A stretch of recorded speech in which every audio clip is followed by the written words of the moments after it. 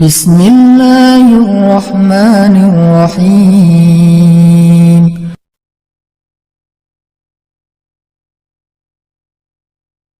Alhamdulillahirabbil alamin. Alhamdulillahilladzi hadana lihada wa ma kunna linahtadiya laula an hadanallah. Asyhadu an la ilaha illallah wahdahu la syarikalah wa asyhadu anna Muhammadan abduhu wa rasuluhu la nabiyya ba'dah. Allahumma salli wa sallim wa barik ala sayyidina wa habibina wa azimina Muhammad wa ala alihi wa sahbihi wa man tabi'ahu ila yaumil qiyamah. Rabbi syrah li sadri wa yassir li amri wa hlul 'uqdatan min lisani yafqahu qawli. Qala Allah ta'ala fil Qur'anil Karim, a'udzu billahi minasy syaithanir rajim. Bismillahirrahmanirrahim. Wa kullan naqussu 'alaika min anba'ir rusuli ma nuthabbitu bihi fu'adak wa ja'aka fi hadhil haqqu wa maw'izatun wa dhikra lil mu'minin. Dan semua kisah-kisah Rasul kami ceritakan kepada engkau Muhammad, agar dengan kisah itu kami teguhkan hatimu, dan di dalamnya telah diberikan kepada engkau kebenaran, nasihat, dan juga ada peringatan bagi orang-orang yang beriman. Bismillahirrahmanirrahim. Nahnu naqussu 'alaika ahsanal qasasi bima awhayna ilaika hadzal Qur'an wa in kunta min qablihi laminal ghafilin. Kami menceritakan kepada engkau Muhammad kisah yang paling baik dengan mewahyukan Al-Quran ini kepadamu, dan sesungguhnya sebelum itu engkau termasuk orang-orang yang tidak mengetahui. Shadaqallahul azim. Teman-teman sekalian, alhamdulillah kita bisa kembali bertemu dan bermajelis dalam halaqah ilmu setiap Rabu malam ini. Dan di akhir tahun ini kita memulai satu halaqah baru dalam kajian sharing Rabu malam, yaitu halaqah Darsus Sirah atau mempelajari sirah nabawiyah. Kita coba untuk mendalami kisah-kisah atau cerita dan sejarah dari kehidupan orang yang paling mulia, yang paling agung, yang rasa-rasanya nggak ada yang lebih pantas untuk kita pelajari kehidupannya dan kita kenal sosoknya daripada Muhammad Rasulullah SAW. Sampai targetnya apa? Sampai kita bisa mengenal Nabi lebih daripada kita mengenal keluarga kita. Itu baru kita disebut dengan orang yang mencintai Nabi. Jadi kalau kita bilang mencintai Nabi tapi kita nggak terlalu kenal Nabi, cuman tahu namanya dan tahu sepenggal dua penggal kisah yang nggak terlalu jelas tentang beliau, kayaknya ucapan kita itu belum terbukti. Karena orang yang mengenal seseorang baru disebut mengenal kalau dia tahu betul tentang cerita orang itu. Misalnya kita mengatakan saya kenal fulan, saya sahabatnya fulan, apalagi sampai mengatakan saya mencintai fulan. Kita nggak mungkin mengatakan itu kalau kita nggak kenal orangnya. Kalau sampai kita mengklaim mengenal Nabi tapi kita nggak tahu apa-apa tentang Nabi kecuali secuil kisah, berarti jangan-jangan kita belum jujur. Nah, harusnya seperti apa kita mengenal Nabi? Kalau seandainya kita mau melihatnya dari angle yang benar, harusnya kita mengenal Nabi lebih daripada kita mengenal keluarga kita. Karena ketika Umar bin Khattab datang kepada Nabi dan mengatakan, "Ya Rasulullah, aku mencintaimu lebih daripada apapun selain diriku," maka Nabi mengatakan, "Belum cukup wahai Umar." Lalu Umar meralatnya mengatakan, "Aku mencintaimu lebih daripada diriku sendiri," maka kata Nabi, "Al-an ya Umar, sekarang baru cukup wahai Umar." Salah satu pelajaran dalam adegan itu adalah harusnya kita mengenal Nabi bahkan lebih daripada diri kita sendiri. Kita mengenal Nabi lebih daripada keluarga kita. Seperti apa kita mengenal ibu kita, ayah kita, pasangan kita buat yang udah punya pasangan, atau anak-anak kita. Maka kita belajar mengenal Rasulullah SAW lebih daripada mereka semua. Seorang ibu tahu betul karakter anaknya. Seorang ayah tahu betul tentang kebutuhan anak-anaknya. Seorang suami atau istri tahu betul tentang sifat pasangannya. Anak tahu betul apa yang baik untuk orang tuanya, apa yang menyenangkan hati orang tuanya, dan seterusnya. Maka harusnya kita lebih tahu betul tentang Nabi daripada keluarga kita. Ini salah satu goalsnya, sampai kita bisa mengenal Nabi lebih daripada keluarga kita sendiri. Dan ini bukan hanya buat teman-teman di sini, tapi juga buat saya pribadi. Sambil saya menyampaikan, karena ini bukan dari saya hanya menerjemahkan bacaan dan wawasan yang saya dapatkan, baik ketika dulu masih belajar di Al-Azhar maupun sampai sekarang, karena jadi murid itu seumur hidup terus belajar ke dalam bahasa yang mungkin mudah-mudahan bisa lebih mudah kita pahami tentang sirah Nabi. Sehingga kita sama-sama nanti satu saat makin lama makin kenal dengan Nabi, makin tahu tentang Nabi, sampai bukan hanya yang zahirnya. Karena seperti yang saya pernah sampaikan, sunnah Nabi itu ada 3. Hanya dari 3 ini mungkin 2 sering dibahas, tapi yang ketiganya jarang dibahas. Ada sunnah surah penampilan Nabi. Sebagian dari penampilan Nabi hukumnya wajib diikuti, sebagian yang lain hukumnya sunnah diikuti. Artinya penampilan Nabi itu banyak dibahas, tentang jenggotnya, tentang sorbannya, tentang jubahnya, tentang sendalnya, dan seterusnya. Kemudian yang kedua, sirah perbuatan Nabi. Kehidupan Nabi secara zahir.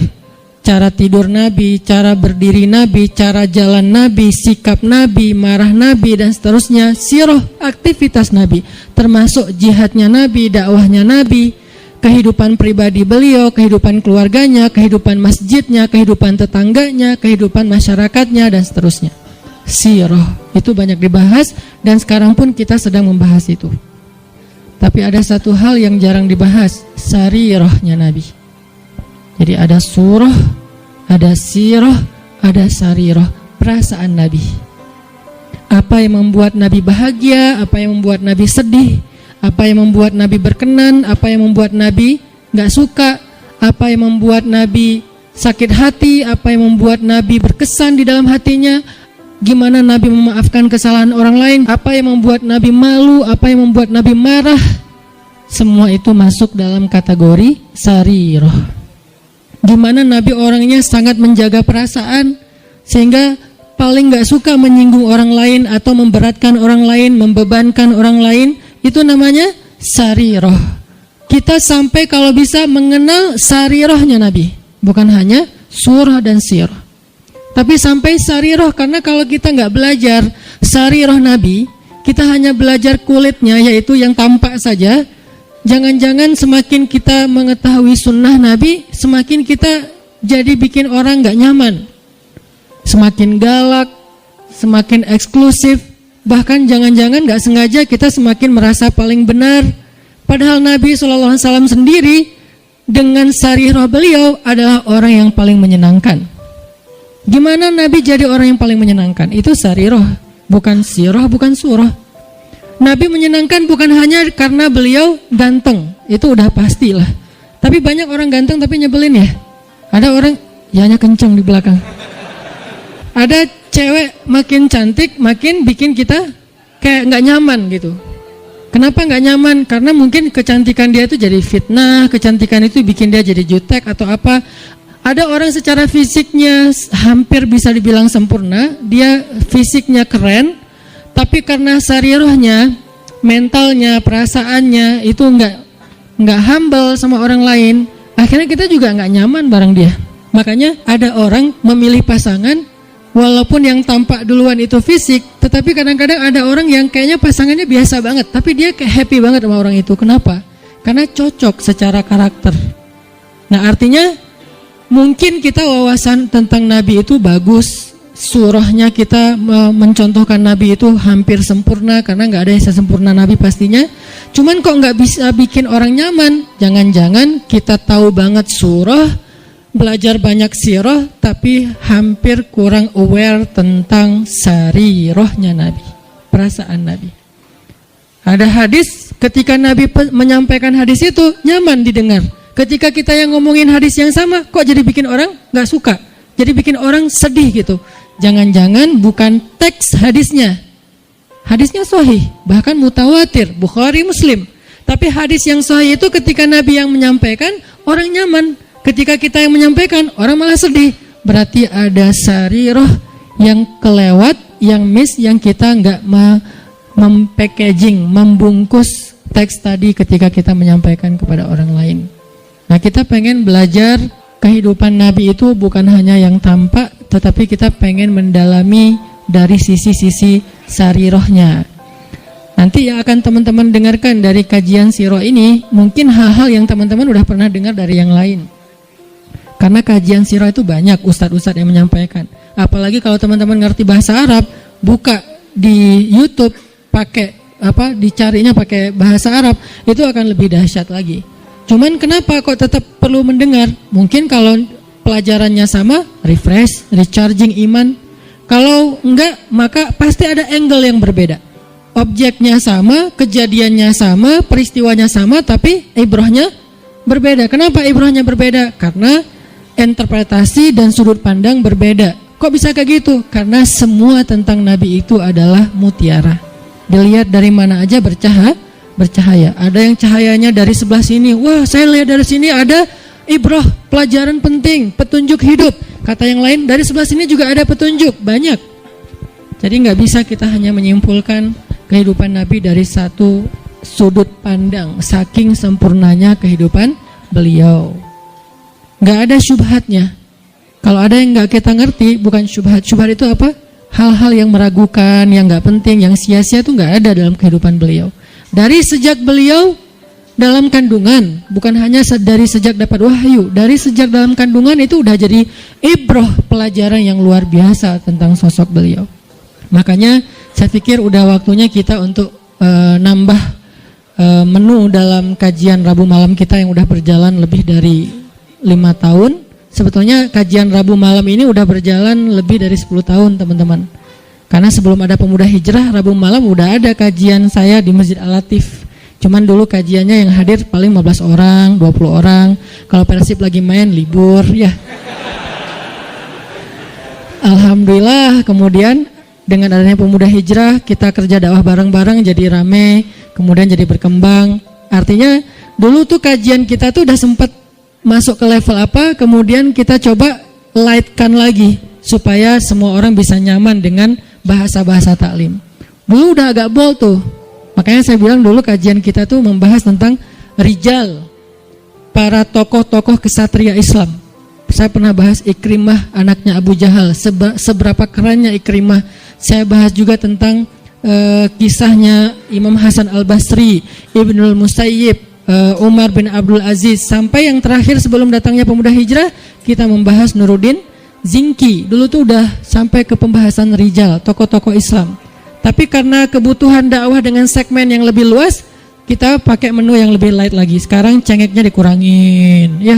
Jadi light, jadi semua orang bisa makan, anak kecil juga bisa makan nasi gorengnya. Tapi itu udah berjalan 5 tahun. Sekarang saatnya pakai tambahan cengek, lebih lada dikit. Supaya apa? Supaya lebih nikmat, supaya lebih kerasa. Nah ini kita tambahin dengan sirah. Saya pikir semua teman-teman yang hadir di sini adalah orang-orang yang udah lama ngaji, udah rajin ngaji, udah ngejar taklim. Yuk belajar sirah sama-sama sampai kita mengenal sosok Nabi seperti